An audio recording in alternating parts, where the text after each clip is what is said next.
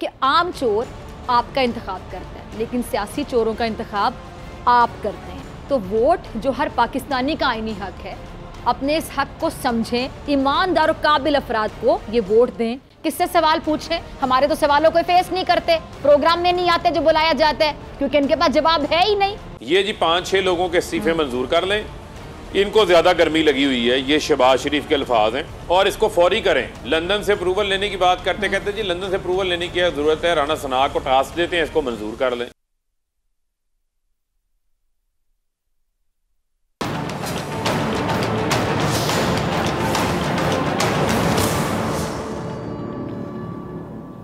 अस्सलाम वालेकुम, आप देख रहे हैं पाकिस्तान के नंबर 1 न्यूज़ चैनल पर अपना पसंदीदा और नंबर 1 प्रोग्राम ऐसे नहीं चलेगा। आपने कभी ये सोचा है नाजरीन कि ऐसे क्यों नहीं चलेगा? क्योंकि जब चले हुए कारतूस धमाकों के दावे करें तो फिर कहना पड़ता है कि ऐसे नहीं चलेगा। जब माजी के आजमाए हुए सियासतदान इनकलाब की बातें करें तो कहना पड़ता है कि ऐसे नहीं चलेगा। जब मुल्क को कौम पर अपने कारोबार को तरजीह देने वाले हुक्मरान बन जाएं तब कहना पड़ता है कि ऐसे नहीं चलेगा। जब अकरबा परवरी इस नहज पर पहुंच जाए, झूठे गद्दार करप्ट लोग खुद को किंग की बजाय किंग मेकर समझने लगे और गुलामी के तौक 22 करोड़ अवाम के गले में डाल दें तो कहना पड़ता है कि ऐसे नहीं चलेगा, ऐसे नहीं चलेगा, ऐसे नहीं चलेगा, ऐसे नहीं चलेगा। मगर फिर भी ये सब चल रहा है। क्यों? क्योंकि अवाम के हकूक के फैसले अवाम नहीं कर रहे, उनके हकूक पर डाका डाला जा चुका है और मजीद बड़े डाके के लूट मार और चोरी की तैयारी की जा रही है। इसीलिए आज हम सबसे पहले बात करेंगे चोरों की। अच्छा, एक होते हैं आम चोर जो हमारे माशरे में पाए जाते हैं, और ये आम चोर आपका माल चोरी करते हैं, जिससे आपको वक्ती तौर पे कह लें कम या ज़्यादा नुकसान उठाना पड़ता है। मगर वक्त गुजरने और हालात बदलते ही ये जो इनकी चोरी है और लूटे हुए माल को आप भूल जाते हैं, ज़िंदगी में आगे बढ़ जाते हैं। अच्छा, एक सियासी चोर, ये चोर आपका सिर्फ माल असबाब ही चोरी नहीं करते, बल्कि आपका मुस्तकबिल, आपकी खुशियाँ, आपकी मुस्कुराहटें सब छीन लेते हैं। इन आम और सियासी चोरों में थोड़ा सा फ़र्क और भी है। वो क्या? कि आम चोर आपका इंतखाब करता है, लेकिन सियासी चोरों का इंतखाब आप करते हैं। तो वोट जो हर पाकिस्तानी का आईनी हक है, अपने इस हक को समझें और इंतहाई सोच विचार, मुल्क के वसीतर मुफाद और ईमानदारी के साथ ईमानदार और काबिल अफराद को ये वोट दें जो आपके इस हक को अदा करें, वरना यही सब कुछ होता रहेगा जो पिछले 75 सालों से इस मुल्क में हो रहा है। और चोर की दाढ़ी में तिनका किसे कहते हैं, ये भी आज वाज़ेह हो गया जब इस्लामाबाद में प्रेस कॉन्फ्रेंस करते हुए वज़ीर आज़म शहबाज शरीफ साहब ने कहा कि ऑडियो लीक्स में हमारा कोई किरदार नहीं है, अगर हमारा किरदार होता तो हम अपनी ऑडियो क्यों लीक करते। अच्छा, शहबाज शरीफ साहब ने यह भी कहा कि इमरान खान ने कौम का वक्त ज़ाया किया, हमारी आइनी जिदोजहद को, जो हमारी जिदोजहद थी उसको साजिश का नाम देकर बेबुनियाद इल्ज़ामात आयद किए गए, हम पे गद्दारी के इल्ज़ामात लगाए गए। अगर साजिश का ताना वाना हमसे मिले तो हम सज़ा के लिए तैयार हैं। मैंने असम्बली में अपने बयान में कहा कि अगर साजिश साबित हो जाए तो मुझे फांसी लगा देना। ऑडियो लीक्स के ही मामले पर तहरीक इंसाफ के रहनुमा अली मोहम्मद खान साहब क्या कह रहे हैं, ज़रा सुनिएगा। अच्छा, अब ये ताने बाने और सबूत और शवाहिद तो उसी वक्त मिलेंगे जब शफाफ अंदाज में इसकी तहकीकात होगी और फिर आइन, कानून और अदलिया ही तय करेगी कि क्या सज़ा देना बनती है। प्रोग्राम में आगे बढ़ती हूँ और बात करती हूँ बड़े मियाँ साहब की, नहीं छोटे मियाँ साहब की बात, बल्कि मेरे ख्याल से उनकी भी नहीं करती। सबसे पहले मैं बात करूँगी नन्हे मियाँ साहब की। आपने बिल्कुल सही सुना। अब आप सोच रहे होंगे छोटे मियाँ बड़े मियाँ का तो पता था, नन्हे मियाँ साहब कौन है? तो जी नन्हे मियाँ साहब, ये जो मरियम नवाज साहिब हैं, आपको पता है लंदन चली गई हैं और बोल न्यूज़ पर सबसे पहले खबर ब्रेक हुई थी और पूरा दिन मीडिया पर मरियम नवाज के लंदन जाने का चर्चा रहा। बताया गया कि जी उनकी एक सर्जरी होनी है जिसके लिए वो लंदन जा रही हैं और इसमें 1 महीने का वक्त लगेगा। लेकिन जिस घर में वो जा रही हैं वहाँ के मकानी उनके भाईजान को उनकी आमद का इल्म ही नहीं था। अब उनको मेरे ख्याल से नन्हे मियाँ ना कहा जाए तो फिर क्या कहा जाए, कहना बनता है। नन्हे मियाँ से मरियम नवाज की आमद पर जब सवाल हुआ तो उन्होंने क्या कहा, इस पे ज़रा ये सेगमेंट देखिएगा हमारा, पकड़ा गया।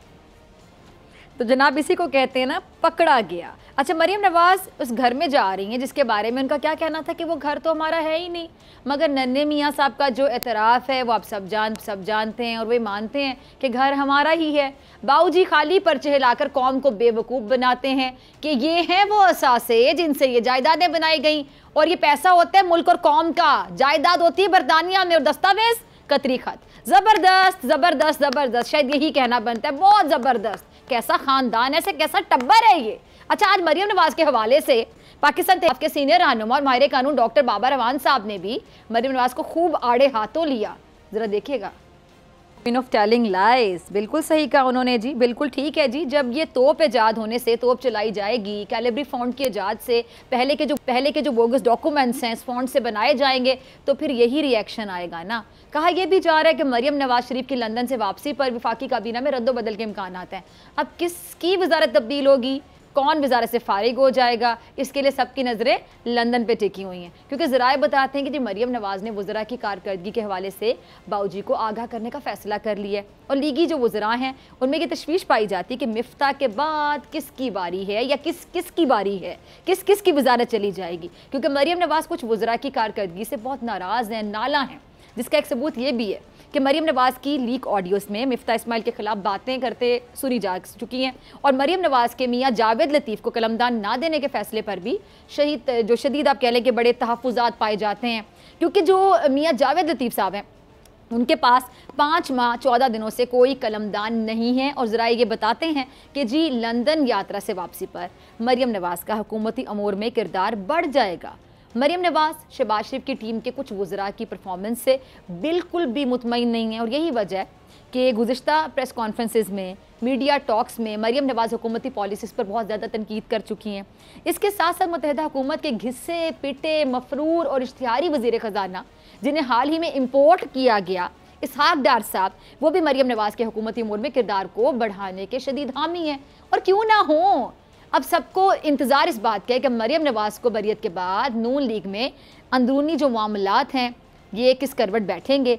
इस हवाले से ज़रा ये भी कहते हैं कि जी नौजवान तबके को मुस्लिम लीग नून की तरफ रागिब करने के लिए मरियम नवाज़ को अहम ओहदा दिया जा सकता है। अब यही वो फैसला है जो नवाज़ शरीफ ने करना है कि नानी मरियम नवाज़ जो हैं उनको काबीना में जो नौजवान हैं उनसे मुतालिक कोई अहम ओहदा देना है या फिर नहीं देना है, क्योंकि प्लान ये है कि जी मरियम नवाज़ को ऐसा ओहदा देना है जो नौजवानों को इमरान खान से दूर करने में मुआविन बने। आपको भी हंसी आ रही होगी किन्हीं तौर पे सुनकर। अब आपको ये भी याद होगा कि नून लीग की जो गुज़िश्ता हुकूमत है उसमें मरियम नवाज़ यूथ लोन स्कीम की सरबराही करती रही हैं, याद है ना आपको। अब इस सारे अमल यानी मरियम नवाज़ और इसहाक डार का किरदार बढ़ने से शहबाज शरीफ ग्रुप जो है उसके लिए मुश्किलात हो सकती हैं। यहाँ मेरी मुत्तहिदा हुकूमत और नून लीग की कोई एक मासूमाना सी राय है, वो ये कि जी नौजवानों को अगर आप अपनी जानिब रागिब करना ही चाहते हैं तो उसका बहुत ही आसान सा एक तरीका है कि आप लोग अपनी हरकतें ठीक कर लें, क्योंकि आज की पाकिस्तानी जो यूथ है वो बड़ी समझदार है, बड़ी बाशऊर हो चुकी है। और मरियम नवाज़ की जो लंदन यात्रा है उन पर उनके अपने जो मियाँ जी का क्या कहना है और उनको क्यों इस बार भी हमेशा की तरह नज़रअंदाज कर दिया गया, या यूँ कह लें कि अब तो आदत सी हो गई है। क्या कहते हैं वो, ज़रा इनकी भी सुन लेते हैं, ज़रा सुनाइएगा। ये जो गुज़श्ता 3 सालों में जो हुआ इसे कैप्टन रिटायर्ड सफदर साहब जुल्म करार देते हैं। शायद आप भी मेरी तरह सोच रहे होंगे कि अगर ये जुल्म है तो फिर रहम कैसा होगा। जुल्म की बात निकल ही गई है तो फिर जनाब एक जुल्म 25 मई को हुकूमत की जानिब से निहत्ते लोगों पर ढाया गया था, जिसके मास्टरमाइंड कौन, इम्पोर्टेड हुकूमत के वज़ीर दाखिला थे जो इसे लीड कर रहे थे। और अब एक बार फिर से उन्होंने अपना ही रिकॉर्ड तोड़ने की तैयारी शुरू कर दी है, जिसका बरमला इजहार राना सनाउल्लाह साहब करते रहते हैं। अब इस पे पाकिस्तान इंसाफ और उनके इत्तेहादी क्या कहते हैं। वज़ीर आला पंजाब चौधरी परवेज़ इलाही साहब ने इस बारे में क्या कहा, ज़रा सुनिएगा। अच्छा, पंजाब PTI का, खैबर पख्तूनख्वा PTI का, आज़ाद कश्मीर PTI का, गिलगित बल्तिस्तान PTI का, सिंध से मुतालिक PTI की जो आला क़यादत है और सिंध के रहनुमा बाकायदा ऐलान और दावा कर चुके कि आइंदा इलेक्शन में PTI पीपल्स पार्टी से सिंध भी छीन लेगी। तो बचा क्या, 26 किलोमीटर का विफाक जहां इम्पोर्टेड हुकूमत है, और यही वो बुनियादी वजह है जिससे विफाकी हुकूमत के औसान खत्म होने हुए पड़े हैं। और ये जो विफाकी वज़ीर हैं, हर वज़ीर हर मुशीर सारे मुआवनीन खुसूसी जिनमें दर्जन भर इतने वेले इतने फारिग हैं कि उनके पास कोई कलमदान है ही नहीं, और सिर्फ उन्हें अपने सियासी दिफा के लिए रखा हुआ है कि बस इमरान खान का मीडिया ट्रायल करना है और मखसूस टॉक शोज़ में बैठकर PTI को जितना बुरा भला कहा जा सकता है कहना है। वरना जब हम अपने शो में नून लीगी रहनुमाओं को दावत देते हैं तो सुनिएगा नाजरीन, हमारी दावत कबूल ही नहीं करते क्योंकि सवालों का सामना नहीं कर सकते। चले ना करें इंसानों की, आगे बढ़ते हैं। जहाँ एक तरफ बचपन से हमें कहानियों में, किताबों में हमारी अजीम तारीख और हीरोज़ के बारे में पढ़ाया गया। ज़रा गौर से सुनिएगा, अजीम तारीख और हीरोज़ के बारे में हमें पढ़ाया गया और हम बच्चों को भी यही बताते हैं कि हमारा दीन इस वाली दुनिया की सबसे अजीम हस्ती हैं, उनके मानने वाले अजीम, हमारे खुलफा राशिदीन अजीम, हमारी जंगें अजीम और इन जंगों में हासिल की गई फतूहात अजीम, हमारी शहादतें अजीम, ये मुल्क बनाने वाले अजीम।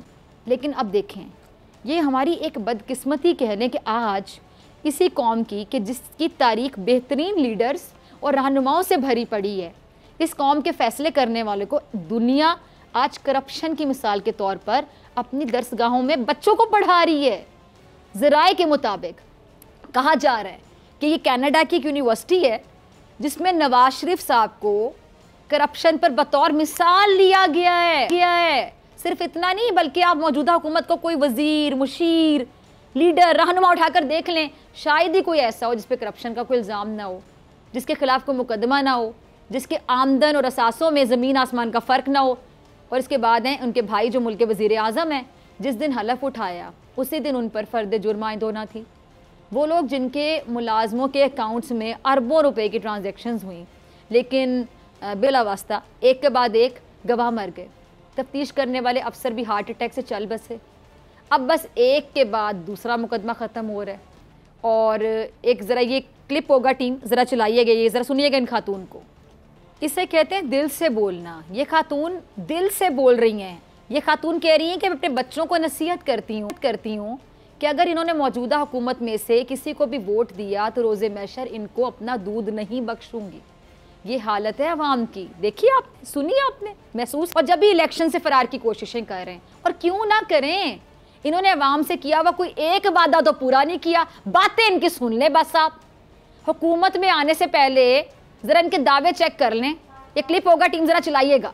सुना आपने, इस हुकूमत को 5 महीने हो चुके हैं। मईशत का हाल भी आप देख लें कि जी हफ्ते से मुल्क भर की तमाम टेक्सटाइल इंडस्ट्रीज़ को बंद कर दिया जाएगा। 1600 फैक्ट्रियाँ पहले भी बंद हो चुकी हैं। 50 लाख मुलाजमतें ख़त्म और 3 करोड़ लोग मुतासर होंगे। All Pakistan textile mills association का मुल्क भर में फैक्ट्रियाँ बंद करने का फैसला है। और ये है शहबाज हुकूमत की मईशत।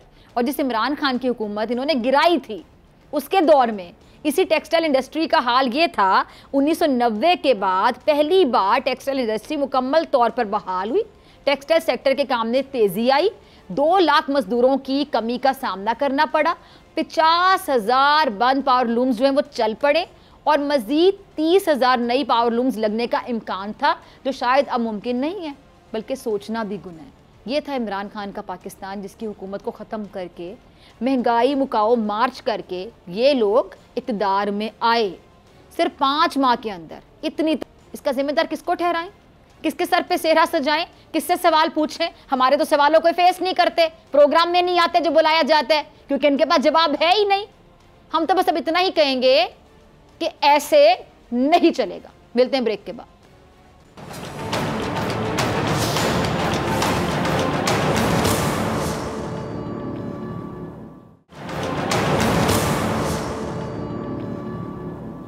वेलकम बैक नाजरीन। फ़ारूक हबीब साहब मेरे साथ मौजूद हैं, किसी तारीफ के मोहताज नहीं। फ़ारूक साहब बहुत शुक्रिया वक्त देने के लिए, टाइम देने के लिए। अच्छा फ़ारूक साहब, हुकूमत का एक और ख्वाब अधूरा रह गया। एडिशनल सेशन जज जो ज़ेबा चौधरी केस है, उसमें खान साहब की ज़मानत मंजूर हो गई है और हुकूमत के इमरान खान साहब को गिरफ्तार करने के तो तमाम हरबे हम देख रहे हैं नाकाम होते चले जा रहे हैं। तो आप क्या समझते हैं कि क्या हुकूमत इमरान खान साहब को किसी केस में गिरफ्तार कर सकेगी, कामयाब हो पाएगी? देखें, इमरान खान जो हैं वो एक पाकिस्तान की एक नुमाया हकीकत हैं। पाकिस्तान की 22 करोड़ आवाम जो है इमरान खान के साथ खड़ी हैं और इमरान खान भी हमेशा जो है वो आवाम की बेहतरी की बात करते हैं, पाकिस्तान की बेहतरी की बात करते हैं, मुल्क की तरक्की की बात करते हैं। पहले इन्होंने रजीम चेंज साजिश के तहत इमरान खान साहब के ख़िलाफ़ अदम एतमाद लेकर आए, उनको वज़ारत उज़्मा से हटाया गया और आपके इल्म में है कि पिछले 6 माह से पूरे पाकिस्तान ने और पाकिस्तानी कौम ने उस रजीम चेंज साजिश की कीमत अदा की है। आप देखें, मुल्क के अंदर सनतें बंद हो गई हैं, पावर लूम्स कबाड़ के भाव हैं। आज टेक्सटाइल सेक्टर जो है वो कह रहे हैं कि हम 2-3 रोज़ में सड़कों के ऊपर आ रहे हैं, एहतजाज कर रहे हैं। उनका जो बिजली का रियायती पैकेज इमरान खान ने दिए थे, जो उनके रिफंड्स उनको टाइम पे मिलते थे, वो तमाम चीज़ें ख़त्म हो गई। एक्सपोर्ट्स पीछे आ रही हैं। इसी तरह महंगाई के 50 साल रिकॉर्ड टूट गए, बिजली के बिलों में 45% इजाफा हो गया, लोगों से बिजली के बिल अदा नहीं हो पा रहे।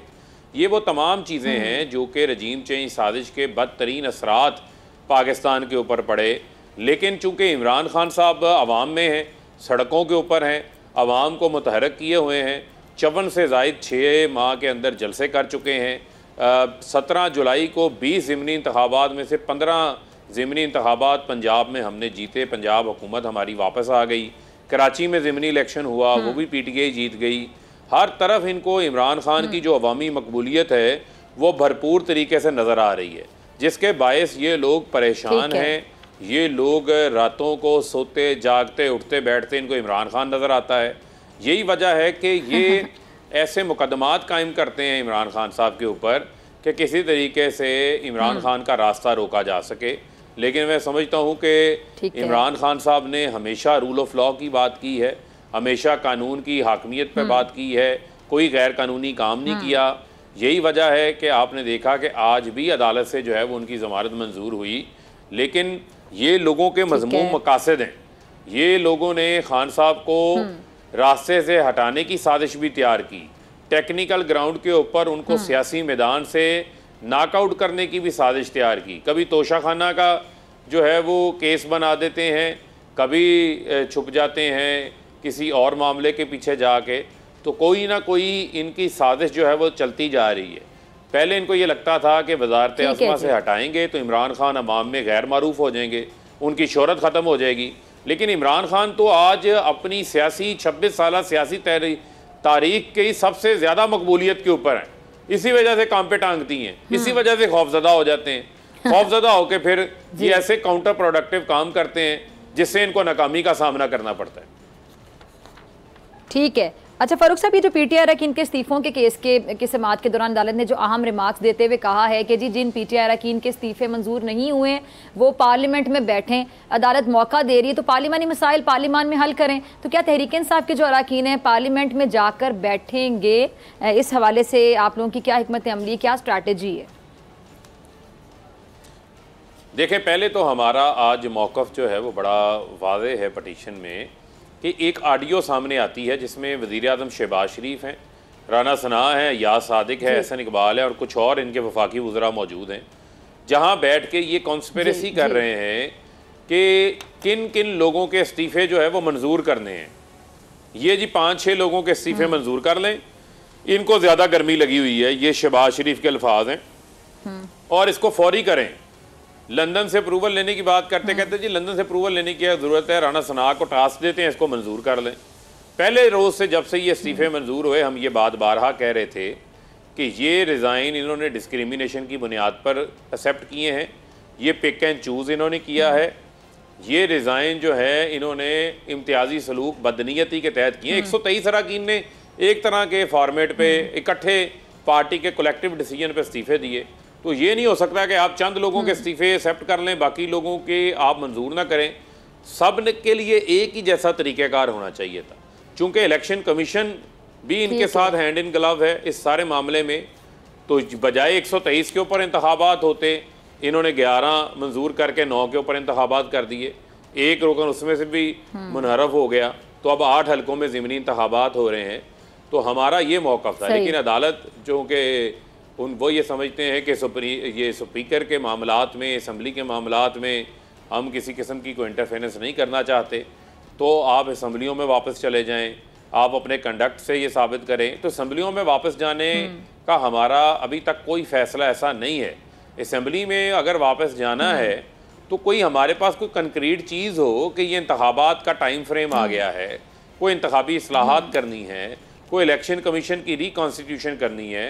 लेकिन अगर जिस असम्बली को लोटे बना के गदला कर दिया हो, जिस असम्बली से तारीख का सबसे बड़ा NRO 2 नैब तरमीम करके ले लिया हो, उस असम्बली के बेंचेस में जाके हमारा बैठने का क्या फ़ायदा है, जहां पर आवाम की बेहतरी के लिए कोई काम ही नहीं हो रहा।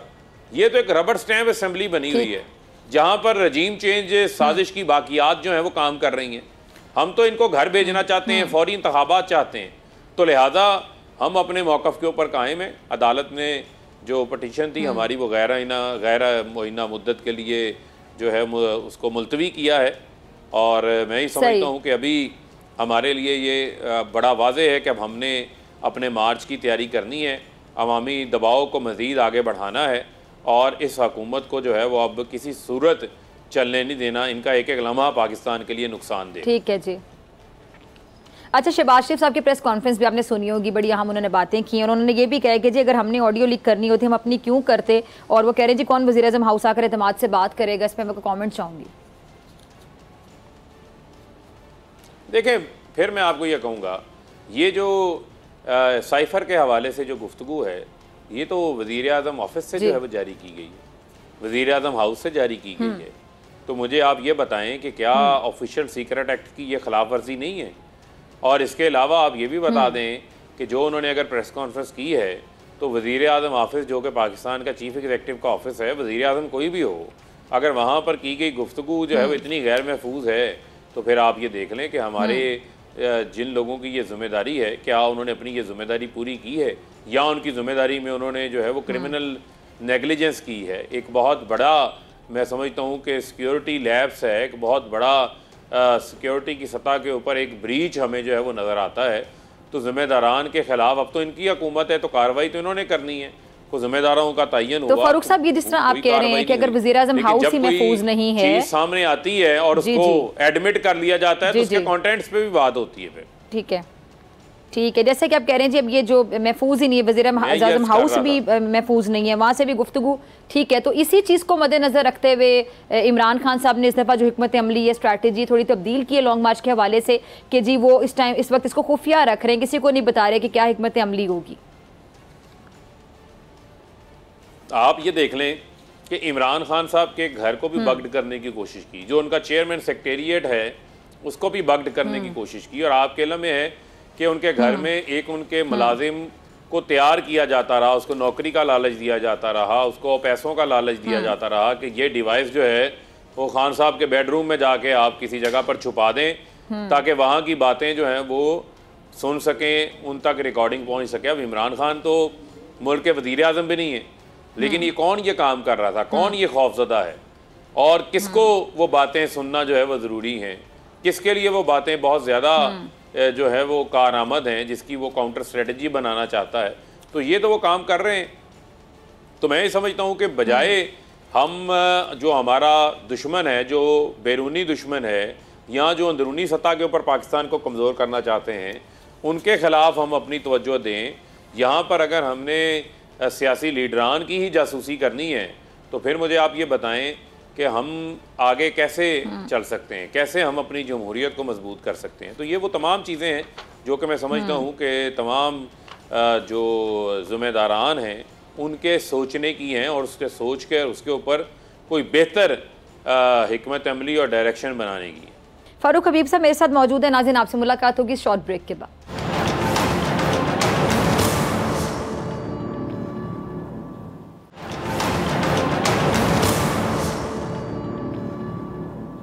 ब्रेक के बाद खुश आमदीद। फारूक हबीब साहब आपकी तरफ आना चाहूँगी। अच्छा, तो फारूक साहब ये जो अभी तैयार बैठे हुए हुकूमत, वो कहते हैं जी आप लोग निकले बाहर, और वज़ीर दाखिला साहब तो अल-ऐलान टीवी पर आके कहते हैं कि हमने बड़े इंतजामात किए हैं और बाकायदा ये जो शहबाज सरकार है इसने इस्लामाबाद को वॉर जोन भी बना दिया है। तो फिर क्या हालात आप देखते हैं? इलेक्शन की तरफ ये लोग नहीं आ रहे, आप लोगों का आम मुतालिबा यही है सिंपल कि जी आम इंतखाबात की तरफ जाया जाए, ऐलान किया जाए, उस तरफ तो हुकूमत नहीं आ रही है। फिर अब आप लोग सड़कों पर निकलेंगे तो इंतशार की फ़ज़ा भी जन्म ले सकती है, जिसमें अक्सर शेख रशीद साहब कहते हैं कि खून रेजी भी हो सकती है, मामला बहुत खराब भी हो सकते हैं।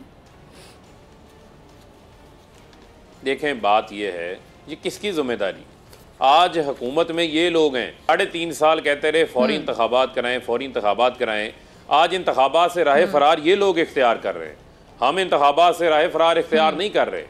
लेकिन मैं फिर आपको ये बात पे बार बार जोर दे रहा हूँ कि इस वक्त सबसे बड़ी जिम्मेदारी इनकी है। ये इंतखाबात के हवाले से बैठें, एक टाइम फ्रेम तय करें ताकि मुल्क के अंदर साफ और शफाफ इंतखाबात के लिए आगे बढ़ा जा सके। ये हुकूमत नाकाम हो चुकी है, इस हुकूमत के पास, सॉरी मैं आपकी बात काट रही हूँ, आप जिम्मेदारी की बात कर रहे हैं ना फारूक हबीब साहब के, इनकी जिम्मेदारी है, वो उस जिम्मेदारी को तो समझें या ना समझें वो अलग एक डिबेट है, अलग बहस है, लेकिन ये जिम्मेदारी वो जरूर समझेंगे कि अगर आप लोग बाहर आएंगे तो वो आप लोगों को किस तरह रोकेंगे, पुलिस तशद्दुद किया जाएगा, क्या किया जाएगा, ये बहरहाल वो अपनी जिम्मेदारी जो है वो जरूर आप लोगों को दिखाएंगे, जिसका ऐलान करते नजर आते हैं वज़ीर दाखिला साहब। वो तो हक समझ के करेंगे कि हमारा तो हक है, हमारा राइट है, बल्कि हम पे फर्ज है कि हमने रोकना है तशद्दुद को। देखें बात ये है कि क्रिमिनल इंतशार को दाखिला बना दिया गया और हर वक्त जो है उनकी सोच यही होती है कि किस तरह जो है वो इंतशार फैलाना है। अब वजीर दाखिला का तो काम होता है मुल्क के अंदर अंदरूनी तौर के ऊपर अमन और अमान जो है उसको कायम रखना, जो दाखिली सिक्योरिटी है उसको देखना है, लेकिन हर वक्त इस्लामाबाद को इन्होंने एक नो प्रोटेस्ट एरिया बना दिया लोगों के लिए। अब मैं सिर्फ इनको ये कहना चाहता हूँ कि लास्ट टाइम तो जो होना था वो हो गया। आपने देखा कि इन्होंने निहत्ती ख़वातीन के ऊपर, बच्चों के ऊपर, बुज़ुर्गों के ऊपर जुल्म और बर्बरियत के पहाड़ तोड़े, जिस तरीके से चादर चार दीवारी का तकद्दुस पामाल किया गया, वो बदतरीन मिसालें कायम की हैं। लेकिन अब इस्लामाबाद तो के चारों तरफ 25 मई से ज़्यादा तैयारी का दावा कर रहे हैं ऐलान। जी ये तैयारी धड़ी की धड़ी रह जाएगी और ये उस वक्त से का सोचें कि जब शायद इनके लिए मूवमेंट करना जो है वो मुश्किल हो जाए। ये अवाम को इश्तियाल दिलवाना चाहते हैं। अगर पाकिस्तान की अवाम ने या लोगों ने ये फ़ैसला कर लिया तो आप मुझे ये बताएं कि फिर ये लोग किस तरीके से जो है वो अपनी मूवमेंट कर सकें। अगर आज तो इमरान खान लोगों के गमो गुस्से को काबू किए हुए हैं, लोगों को पुरअमन एहतजाज की जो है वो बार बार तलकीन कर रहे हैं, बार बार हदायत कर रहे हैं। ये बिजली के बिलों के ऊपर लीडरलेस एहतजाज हुए हैं। जब लीडरलेस एहतजाज होते हैं, क्राउड को कोई कंट्रोल करने वाला ना हो, कोई गाइड करने वाला ना हो, तो फिर लोग अपनी मर्जी करते हैं।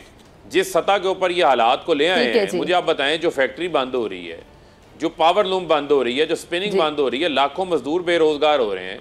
वो सड़कों के ऊपर जब बेरोजगार फिरेंगे, जब उनके बच्चों के पास खाने के लिए 2 वक्त की रोटी नहीं होगी, नौबत फाकों के ऊपर आ जाएगी, तो वो लोग फिर क्या करेंगे? वो लोग फिर किसी की बात सुनेंगे? बिल्कुल, किसी के काबू में रह जाएंगे। इस इंपोर्टेड हुकूमत को पापड़ वाले फलूदे वाले केस बंद करने के अलावा तो कोई काम नहीं है। जी फारूक हबीब साहब, ये गौहर एजाज साहब ने जो कहा है कि टेक्सटाइल इंडस्ट्री बंद होने के करीब पहुंच गई, ये शदीद माली बहरान का भी सामने और तकरीबन टेक्सटाइल इंडस्ट्री के 250 अरब रुपए FBR में फंसे हुए हैं। अब ये बड़ा चैंपियन समझा जाता है सागदार साहब को, जिनको वापस लाया गया है, ये मईशत के चैंपियन कंसिडर किया जाता है इनको। तो क्या अब ये इंडस्ट्री को बहरान से निकाल पाएंगे, क्या करेंगे? आपको क्या इनसे कोई एक्सपेक्टेशंस नजर आती हैं? क्योंकि बाकी सारा मलबा तो उन्होंने मिफ्ता पे डाल दिया कि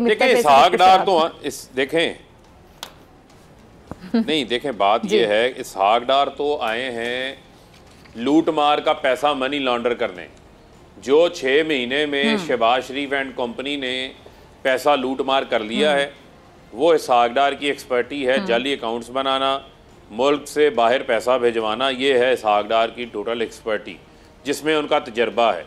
ये हमेशा क्या करते हैं, ये नवाज शरीफ से पहले मुल्क से बाहर भाग जाते हैं, क्योंकि सारी चोरी के राज तो इनके पास होते हैं। जब इनका इक़्तिदार आता है उस वक्त डीलें करके ये वापस आ जाते हैं। अब मुझे आप ये बताएं कि इस शख्स ने शायद खाकान अब्बासी के जहाज़ पे ये फ़रार हुआ था। इसे पता था कि अगर ये हुकूमत इनकी नहीं आनी अवाम में, ये गैर मकबूल हैं और सबसे पहले जो है वो इसने जेल में जाना था, लेकिन ये सबसे पहले बाहर चला गया, इनके बच्चे बाहर चले गए, शहबाज शरीफ का बेटा बाहर चला गया, ये तमाम लोग तो बाहर जाके बैठ गए। पाकिस्तान की अदालतों को, कानून को कहाँ इन्होंने इज्जत दी है? कहाँ पर इन्होंने अदालतों के सामने जो है ये पेश होते रहे हैं? ये लोग तो इश्तिहारी बन के बाहर बैठे रहे हैं। लेकिन ये कलमिया है हमारे मुल्क का कि जो इश्तिहारी है, जिसने मुल्क को लूटा हुआ है, वो वापस आ रहा है, वज़ीर आज़म के जहाज़ के ऊपर वापस आ रहा है। तो मैं ये समझता हूँ कि ये वो तमाम पहलू हैं जिसकी वजह से अवाम शदीद गमो गुस्से के अंदर है। लोग ये देखते हैं कि हमारा मुल्क जो है वो को बनाना रिपब्लिक तो नहीं है, यहाँ पर जो है वो कानून की हाकमियत कायम होनी चाहिए। यही वजह है कि लोग इमरान खान के साथ खड़े हैं और इमरान खान साहब की 26 साल जद्दोजहद है। इस करप्ट टोले के खिलाफ उन्होंने एक जहाद किया है। अब हकीकी आज़ादी के लिए पूरी कौम सड़कों के ऊपर इमरान खान के साथ बाहर निकलने को तैयार है। उसकी भरपूर तरीके से हमारी तैयारी भी है। अच्छा, तो फारूक साहब ये अब कह रहे हैं ना कि कोई बाहर से आ रहा है, अब एक खातून बाहर चली भी गई है, मरियम नवाज साहबा, इधर से पासपोर्ट मिला, उधर से वो रवाना हो गई, वालिद की शक्ल देखने के लिए तरस रही थी, मिलना चाह रही थी, अब सुना कि वालिद के हमरा वापस आएंगी, और फिर ये जो आर्टिकल 62(1)(f) जो है उसके हवाले से भी जो खबरें गर्दिश कर रही हैं, तो क्या आप देख रहे हैं आगे वो नवाज शरीफ साहब क्या चौथी बार वज़ीर आज़म बनने में अब इंटरेस्टेड हैं? देखें, बात यह है कि चौथी बार वज़ीर आज़म तो बन नहीं सकते, उसमें तो आपके इल्म में है कि सज़ा इनको हुई है, ताहयात जो है वो नाअहल हैं, जिसकी बुनियाद के ऊपर इनको सज़ा हुई है। अब सिर्फ मामला ये है जो कि मैं समझता हूँ कि हमारे सामने है कि पाकिस्तान के अंदर जो है वो रूल ऑफ लॉ होना चाहिए। ये लंदन के फ्लैट्स किसके हैं जहाँ ये बैठे हुए हैं, वो ये तस्लीम शुदा हैं, ये इनके हैं, लेकिन उनकी रसीदें आज तक सामने नहीं आई। तो मुझे आप ये बताएं, जब इस किस्म का मामला हो, जब नैब साथ मिल जाए, जब चोर और पुलिस साथ मिल जाएं, तो मुझे आप ये बताएं कि जिसका पैसा चोरी होगा उसका पैसा रिकवर कहाँ से होगा? यही तो इमरान खान प्रॉब्लम थी कि इमरान खान चोर और पुलिस को साथ नहीं मिलने दे रहे थे, इमरान खान इनको एनआरओ नहीं लेने दे रहे थे। अब कहते थे कौन है, कहाँ है एनआरओ, कौन मांग रहा है एनआरओ, किसके लिए एनआरओ, कैसे लिया जाएगा एनआरओ? तो ये एनआरओ आपके सामने आ तो गया। चौथी बार कैसे बन सकते हैं? ये आर्टिकल 62(1)(f) को जो खत्म करने की सदाएं बुलंद हो रही हैं, काला कानून का अगर लफ्ज़ इसके इस्तेमाल किया गया, तो फिर इस हवाले से मैं आपका कमेंट चाह रही थी। नहीं, आप लोग कैसे रोक पाएंगे? नैब तरमीम को कैसे रोक पाए? आप लोग पार्लियामेंट से बाहर हैं। देखें, जी, सुप्रीम कोर्ट ऑफ पाकिस्तान जो है वो सज़ा दे चुकी, उस सज़ा के खिलाफ अपीलें भी खारिज हो चुकी हुई। अब मुझे नहीं ये लगता कि उसका माजी में जाके कोई रिस्ट्रोस्पेक्टिव इफेक्ट जो है वो हो सकता है।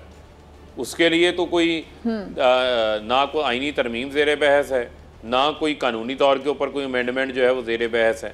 तो ये तो 62-63 तो है ही आइन का हिस्सा है, तो यहाँ पर 2/3 मेजॉरिटी भी कोई नहीं, कोई आईनी तरमीम ले आए, तो लिहाजा मुझे ऐसी चीज़ जो है वो कोई मुमकिन नज़र नहीं आ रही। ठीक है, बजाय जो है वो एक चाय की प्याली का तूफ़ान ज़रूर है ये, लेकिन ये मरियम की सज़ा ख़त्म होना, नैब अपना केस ही नहीं पेश कर पा रहा। वही JIT में केस आता है, JIT इस केस को साबित करती है, लेकर आती है, आगे अपनी रिपोर्ट में लेकर आती है, नैब अदालत में 1 साल हेयरिंग होती है, वहाँ से इनको सज़ाएँ होती हैं। यहाँ इस्लामाबाद हाई कोर्ट के अंदर जो नैब है वो बिल्कुल बेबस नज़र आती है, क्योंकि उसको कंट्रोल कर लिया गया है। तो नैब के तो पर काट दिए अमल तौर पर, लैब तो लूली लंगड़ी बना दी गई है। अभी अच्छा, आप लोगों ने भी ऐलान तो किया नहीं कि कब आना है आप लोगों ने लॉन्ग मार्च के लिए सड़कों पे, लेकिन हुकूमत ने अभी से इस्लामाबाद के रास्ते बंद करने की तैयारियां शुरू कर दी हैं। देखें, ये तो मैंने आपको बताया, ये इमरान खान से खौफजदा हो चुके हैं।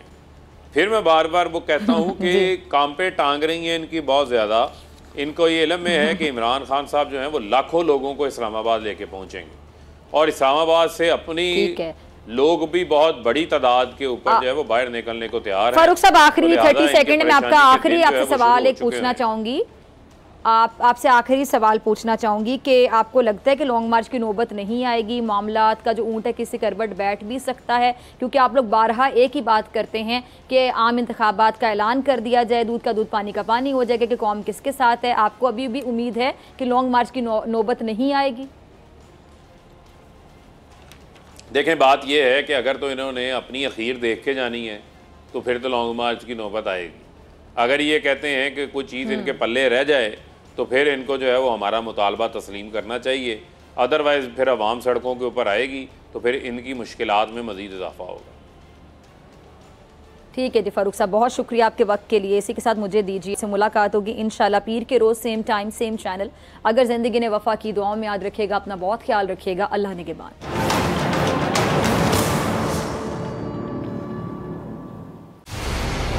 मंजिल, रास्ता,